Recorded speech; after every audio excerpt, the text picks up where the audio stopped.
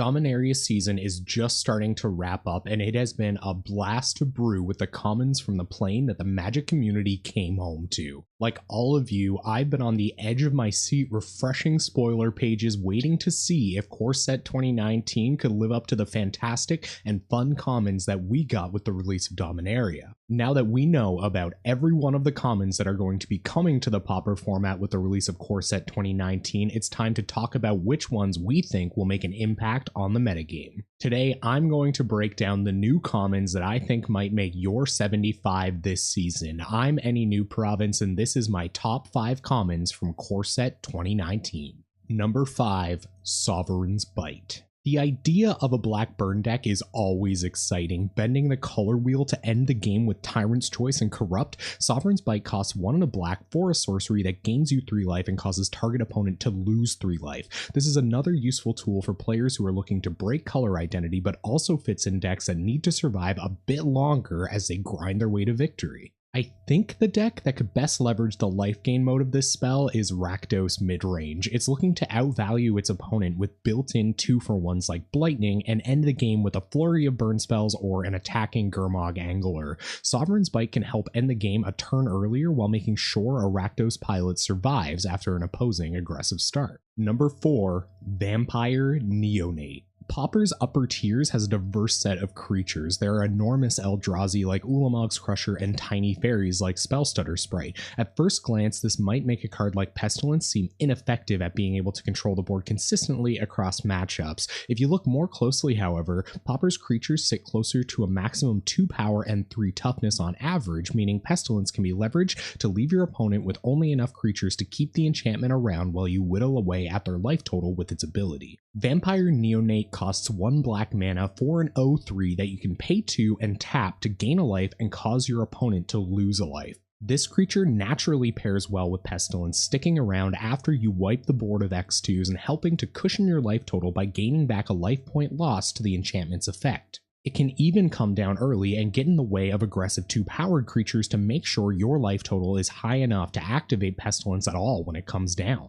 Vampire Neonate's stats aren't the only reason this card is uniquely powerful. Decks often need a way to fight through Moment's Peace, Prismatic Strands, and Stonehorn Dignitary, spells that prevent damage from burn spells and combat but do nothing to abate the loss of life from Vampire Neonate's triggered ability. While red decks had access to ways around damage prevention like Flaring Pain and Mob Justice, this is the first time black has been capable of skirting that effect on such an inexpensive and serviceable body. Number 3, Viashino Pyromancer. Until recently, Goblin Piker was the ceiling for stats on a creature that costs 1 red and 1 generic mana. I remember the excitement when Falcon Wrath Reaver was printed, a red 2-drop with no downside and no hoops to jump through for the extra point of toughness. Viashino Pyromancer is the newest example of a red 2-drop with a powerful ability that asks very little of the planeswalker who's casting it. Viashino Pyromancer costs 1 and a red for a 2/1 that deals 2 damage to your opponent when it enters the battlefield. This sort of creature seems like an upgrade for decks like Red Deck Wins that still run red 2-drops with potential downside like Mud Brawler Cohort. Viashino Pyromancer has a sort of pseudo-haste ability and can attack when you'd like it to on later turns. I can even see it competing for spots in the new Cascade aggro archetype. This can turn your Violent Outburst into a shock no matter what the board state and still leaves a body to pick up the outburst pumps as the game goes on. It's interesting to consider the ways a single Pyromancer can be triggered multiple times. Creatures like Core Skyfisher are printed with above average stats with the assumption that their ability, forcing you to return a permanent to your hand, will create a disadvantage. If Core Skyfisher can pick up a Pyromancer, you're getting a 2/3 and an additional shock to hold in hand until you have the opportunity to unleash it again. An on-color creature like Horned Kavu can play this role too and has never had a better target. We can reinforce this strategy with cards like Keldon Marauders or even go in a slower direction and plan to bounce our Viashino Pyromancers ad nauseum with Ghostly Flickers and Mnemonic Walls.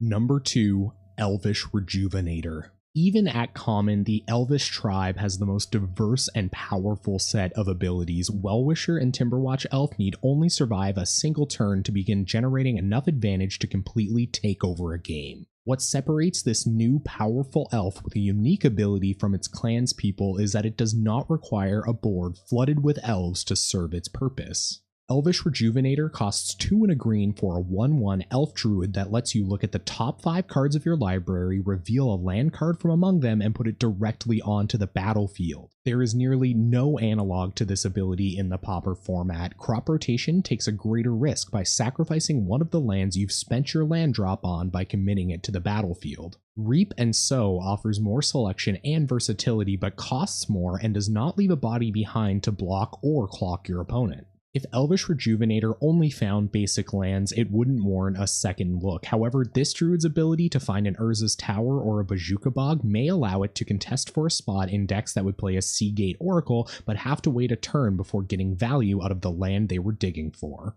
Number 1.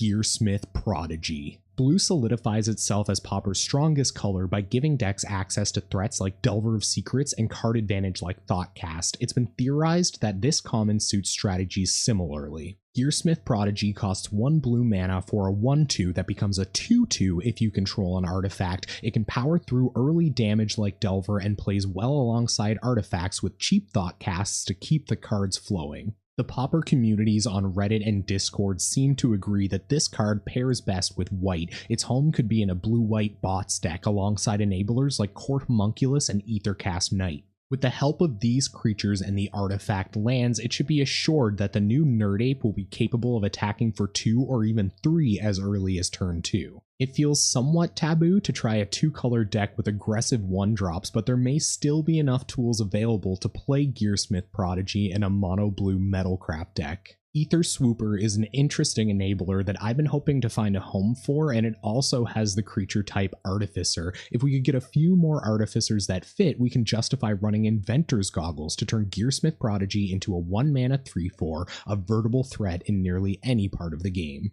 M19 provides some really interesting additions to the Pauper format. I'm most interested to see which of the cards I talked about today will breed new archetypes with their unique effects. While the other commons in this set may not have a power level as high as the ones I mentioned in my top 5, I do still think there are cards that have interesting effects or provide colors effects they may not have had access to otherwise. That's why I had to include some honorable mentions about the other commons that have piqued my interest this spoiler season.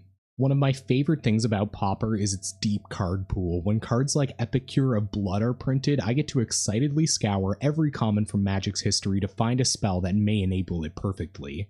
Epicure of Blood costs 4 and a black for a 4/4 that says whenever you gain life, each opponent loses 1 life. This card turns the Soul Sisters into a constant source of damage without much building around, and acts as an extort lord, giving each trigger paid for a bit of extra punch. There are already decks that plan on triggering Soul Sisters and Tithe Drinkers as many times as possible. I wonder if these decks can find room for an interesting engine at 5 mana. Naturally, I plugged the phrase gain life into my favorite Magic cards search engine and filtered for commons to try to find a way to go infinite with this ability like the Sanguine Blood combo. When I discovered that this effect unfortunately did not exist, I dug deeper, hoping to discover a way that at least uses the Epicure in a Storm-like fashion to win the game in a single turn. I came up with some interesting results. Reaping the rewards has to be one of the most inexpensive ways to repeatedly gain life. The drawback of having to sacrifice lands is very high, but being able to combo off at instant speed is a pretty massive benefit. I think my other favorite enabler has to be Confessor. It can turn a discard outlet or symmetrical discard effects into massive burn spells when paired with this new vampire.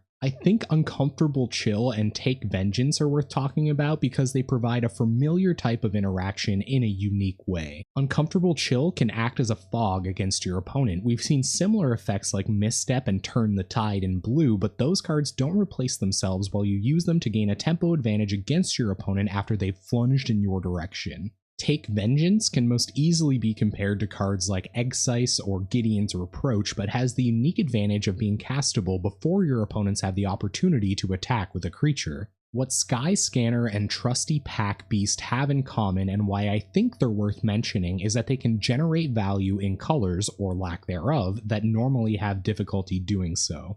Trusty Pack Beast is now the least expensive white creature that can recur an artifact of any cost from your graveyard with only its Enter the Battlefield ability. Leonin Squire costs a bit less, but comes with a more restrictive ability that has to be built around in order to take full advantage. Sanctum Gargoyle totes impressive stats, but comes down a turn later. I think that some combination of these creatures with just the right suite of artifacts could create some interesting interactions, and I trust that the community will be making an effort to pack their decks to do just that. Sky Scanner, on the other hand, is interesting because it does not require any building around at all. This creature replaces itself and becomes an evasive threat in any color that can generate 3 mana. Normally, I'd be nervous about seeing a player assemble Tron and then cast a Prophetic Prism into a Mulldrifter. Sky Scanner allows those decks to begin accumulating advantage without the use of colored mana, making it less risky to rely on prisms while a Tron deck develops and digs for a Moment's Peace or Denrova Horror. And there you have it, my top 5 commons from Core Set 2019, along with some honorable mentions. There are still cards in this set that I would love to talk about, and I know I missed some of your favorites as well. Make sure you leave a comment down below and let me know what your top 5 commons are from Core Set 2019 so that we can get a bigger picture of how this season will shape up. If you enjoyed this video and you want to see some live Pauper gameplay, I'm live every Monday and Tuesday night at 7 p.m. Atlantic time at twitch.tv/AnyNewProvince. Before I go, I just want to remind you that you can like the video or subscribe to the channel down below. I'd seriously appreciate it. It's a great way to let me know you've enjoyed everything, and it really encourages me to keep making great Pauper content. Thank you so much for watching. I hope you enjoyed this top 5, and hopefully I'll see you at twitch.tv/AnyNewProvince.